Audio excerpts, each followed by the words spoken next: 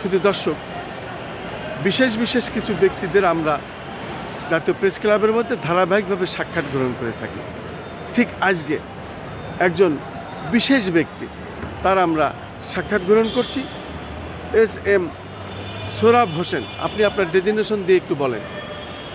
আমি সাবেক সাংগঠনিক সম্পাদক, সৌদি আরব বিএনপি পশ্চিমাঞ্চল, বাংলাদেশ জাতীয়তাবাদী প্রত্যাগত প্রবাসী দলের সভাপতি এস.এম. সোহরাব হোসেন। আমি 25 তারিখে তারেক রহমান দেশে প্রত্যাবর্তন করা উপলক্ষে প্রথমেই বলবো, প্রবাসীদের প্রাণ জনাব তারেক রহমান।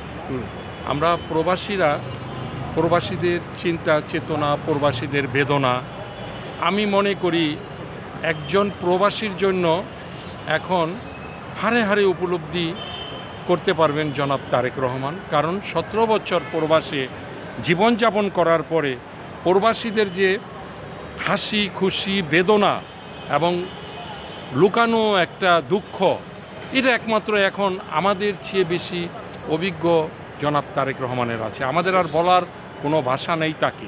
আমি মনে করি আগামী দিনে, আজকে তারেক রহমান দেশে আসতেছে 25 তারিখে, দেশে আসলে প্রবাসীদের যে একটা মূল্যায়ন, সেটা জনাব তারেক রহমানের কাছে অবশ্যই আমাদের হবে। আমি প্রত্যাগত প্রবাসী দলের সভাপতি হিসাবে আমাদের লিডার, আমাদের প্রাণপ্রিয় লিডার জনাব তারেক রহমান, যার অপেক্ষায় 17 বছর বাংলাদেশ, যার অপেক্ষায় আজকে প্রবাসীরা, প্রত্যাগত প্রবাসীরা যারা দেশে, বিভিন্ন প্রবাসী পেশাজীবী 2 বছর, 4 বছর, 5 বছর, 10 বছর, 40 বছর, 20 বছর প্রবাস জীবন শেষ করে প্রত্যাগত প্রবাসী হয়ে বাংলাদেশে আসে। তারা রেভিডেন্স যোদ্ধা, এক সময় রেভিডেন্স নিয়ে যুদ্ধ করেছে, আজকে তারা দেশে আছে এবং তারা বিএনপি মনা জাতীয়তাবাদী প্রত্যাগত প্রবাসীদের সবাইদেরকে নিয়ে আমরা 2013 সনে 12ই আগস্ট একটি সংগঠন, যেটা জাতীয়তাবাদী প্রত্যাগত প্রবাসী দলের আত্মপ্রকাশ করেছিল। নিরলসভাবে আমরা কাজ করে গেছি প্রবাসীরা। তো এখন আমরা সবচেয়ে আত্মতৃপ্তি এবং খুশিতে দিশেহারা জনাব তারেক রহমান আসছে আমাদের মাঝে। অপেক্ষায় 17 বছর বাংলাদেশের জনগণ যার অপেক্ষায় দীর্ঘ সময়